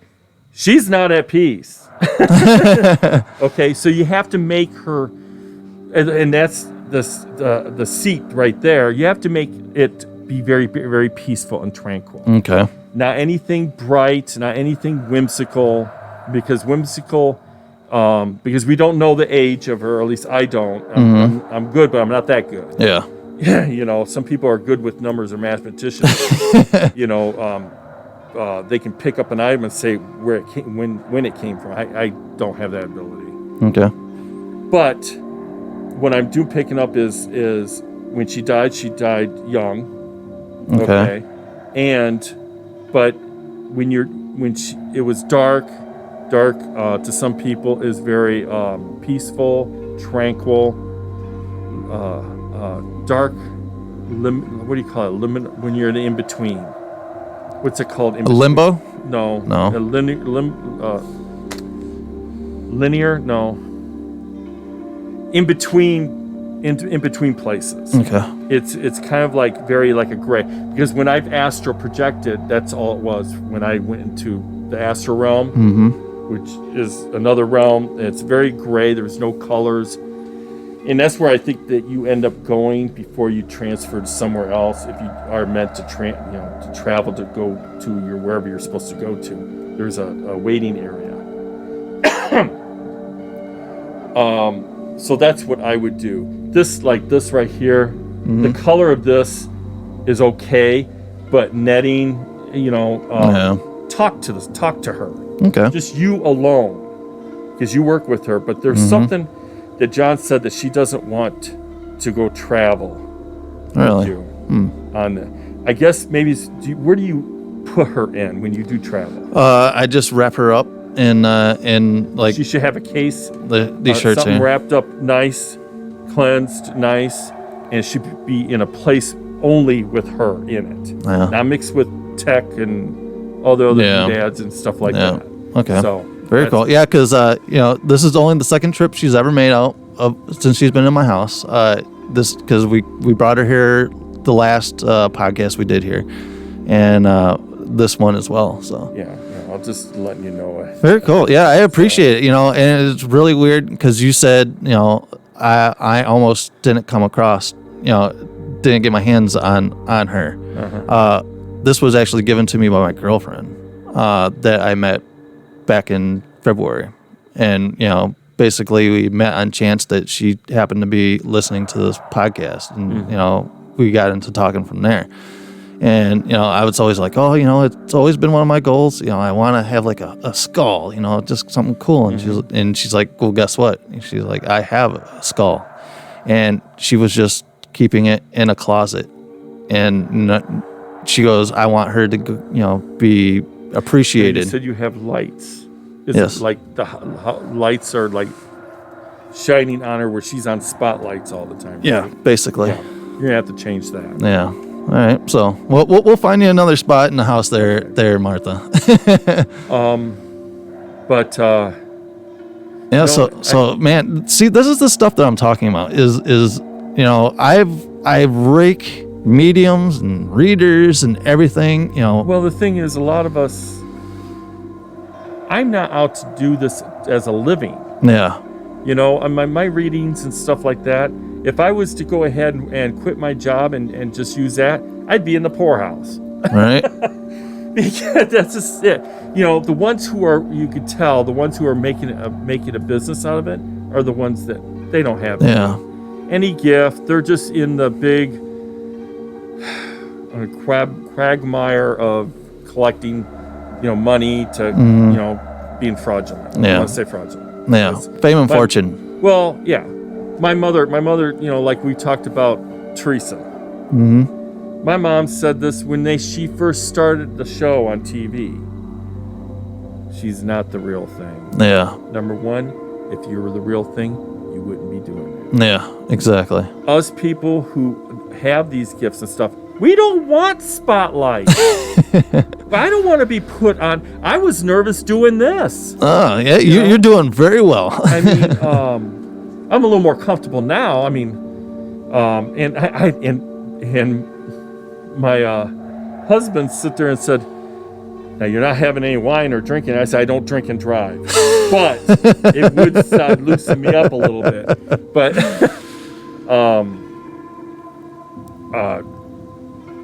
no, there's I've had people like clients come up to me. I have something from, you know, my dead brother, my dead mother, or what have you like that. Can you tell me about it? Well, what do you want to know about it? I mean, sometimes I might not be able to tell you any more than what you know. All right. I said, if there is something that is like, was it tragic? They had it with him.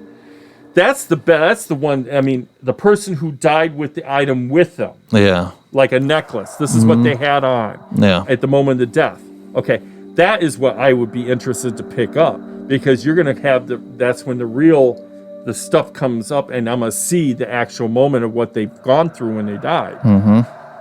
You know, there's a couple of times where I couldn't get anything from anybody, and they were disappointed. I'm sorry, I'm just not picking up. It wasn't their favorite thing. No.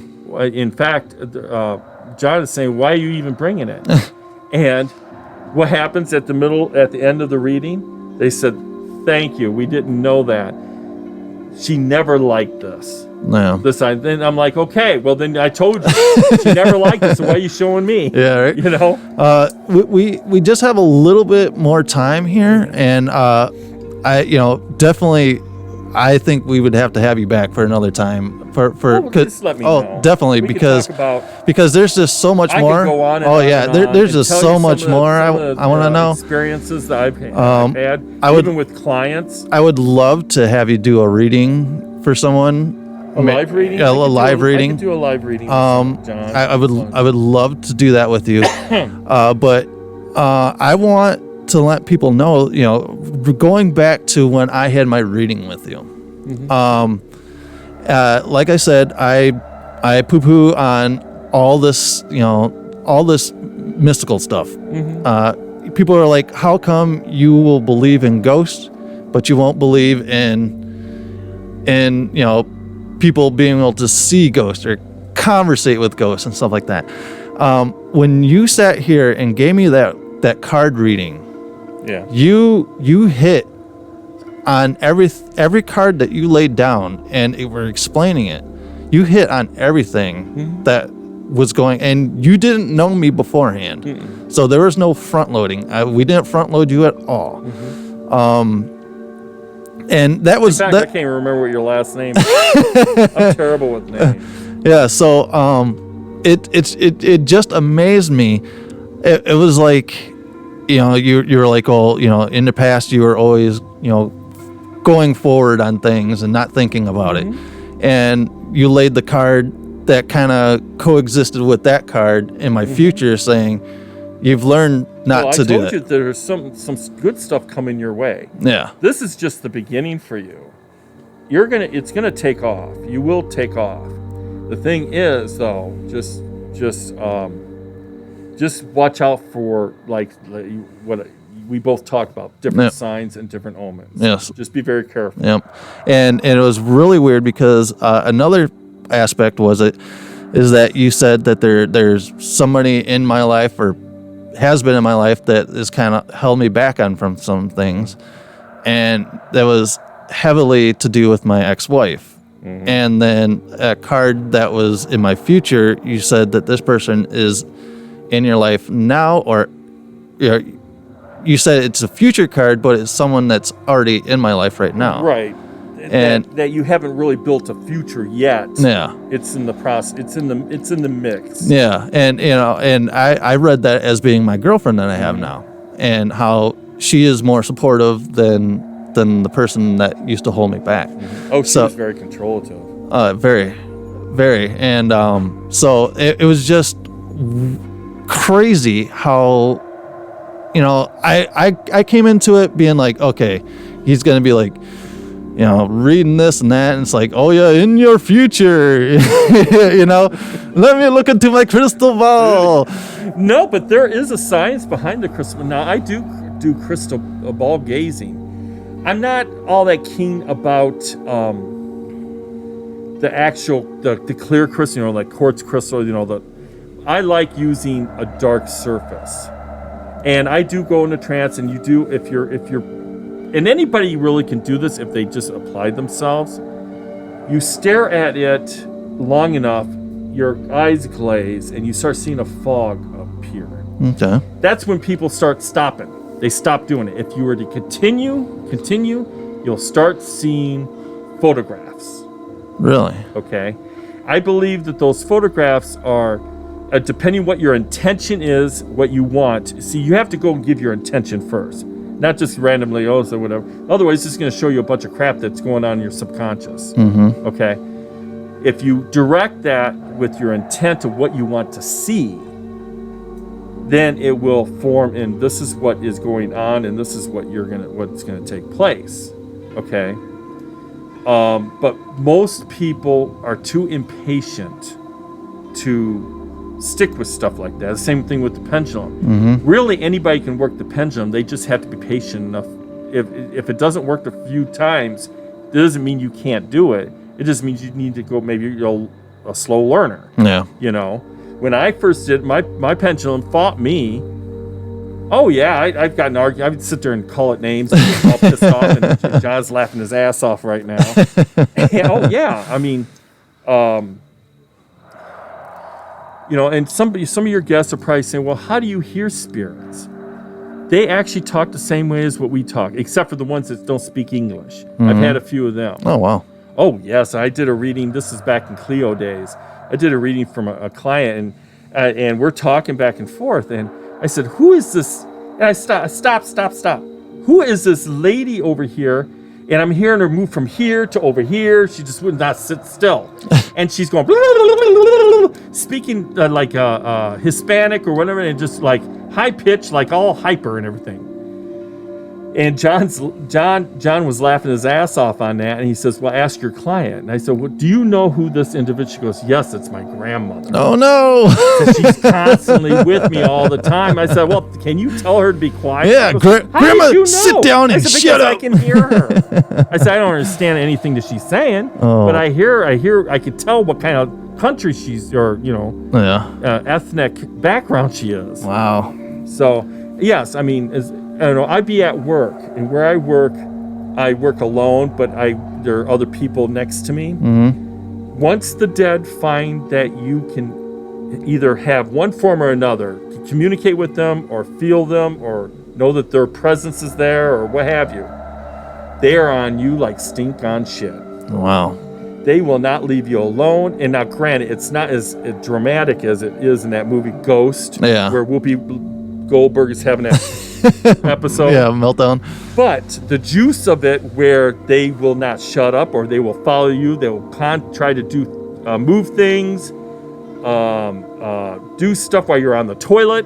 Oh, I tell you, that's why one of the reasons why I put such a barrier around my house, because I got tired of random people just coming in. Right? You're like, man, I'm trying to watch Wheel of Fortune. Stop spoiling it for me. I'd be working on something at work, and all of a sudden I'll hear my name being called, and I turn around. I know it's not the guys that I'm working with. I'm like, who is it? And finally, after a while, now they all know. Yeah. I had to tell them because they're thinking that there was something mentally wrong with me. Because I was talking to myself. Jeez. But that's what I had to go through. Wow. But, and I will give Teresa this one thing. The Long Island Yes, medium. I will give her that.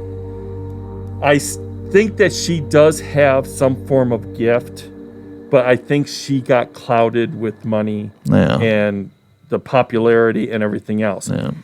I would watch her as she would go to places and come across. And the thing is, similar stuff like that has happened to me. Okay. I shy away from it. I'm too afraid to, because, you know, like... You can't just walk up to somebody in the grocery store and be like, excuse me. I have done that. I did that one time, and I scared the person to death. Oh, wow. You know, but all I said, do not take that trip. I said, something bad is going to happen. Do not take it. Postpone it. Go a different time. But do not take it at the date that you're on. And they're like, damn, I didn't get the insurance. That person came back. Oh, maybe, I think it was a few months later, and thanked me. Wow. And said it would have been disastrous because something happened to the ferry or something they would have been on, and it sunk. Oh, wow. You know, it was something overseas. And so, you know, something like that did happen, but I would never go ahead and do, I mean, that's the difference between people who are trying to make money and people like me who just want to help people. Mm-hmm. And just helping you guys know stuff and get things is helping me cope with dealing with this. Very cool. Let me tell you, it's not fun. Yeah. You know, sometimes it has had its perks, but more than anything, it's a hindrance. All right. Well, unfortunately, we've run out of time for today. But like I said, I really want to have you back some other time. And like I said, maybe I'll talk my girlfriend into coming in and actually getting a reading done. I'll do a reading for her. So I want to get that done with you. But where can people reach you? Do you have a Facebook or Instagram I'm or on Facebook under that name? I'm not right now these days. I'm not that kind on Facebook. Oh, okay. But let me grab a business card. Yeah, I can grab the card afterwards, and I'll put the information because I just want to put links up in case people want to try to get a hold of you. Right. Oh, look at that! That is service. Okay. It doesn't give my address. That's my phone number. I still have a landline. So it's David Skywatcher. So if you guys, please call for an appointment or consultation. Spirit work, home blessings, energy work, house cleanings, Reiki. Is it Reiki or Reiki? Reiki healing works. Rates may vary. Tarot readings. $45 per half hour. That's at my home. That's at your home. If I go over, I don't charge more than what that is. All right, so it's okay to give a number. Yeah, you can give me a number. All right, so the telephone. I'm local, so I mean I don't do a lot. I've had people say, "Well, can you come to like Chicago?" I'm like, "No, I don't travel very well." All right, so the phone number is 815-962-7817. Well, David, I really appreciate having you on here today. Like I said, we will definitely. Otherwise, I'm here at. Every second Saturday in the month you're here, and if you're going to do it, sign up as soon as it's posted because I'm already booked up. Because his it's crazy how fast that booked up. Because when we went to go sign my mom up, I'm like, oh yeah, we'll get 2 back to back, but there was like 3 spots available. I'm like, damn, Mom. Well, we're not going to be able to do that. So, but like I said, sign. You know, that person right after my mom canceled their appointment and allowed me to go in and get the reading that I did and make me more of a believer in something that I did not believe in, to where we could sit down and have this conversation with you today and not raking you across the coals with your beliefs or anything like that. So. Everyone has their own beliefs and how they were brought up.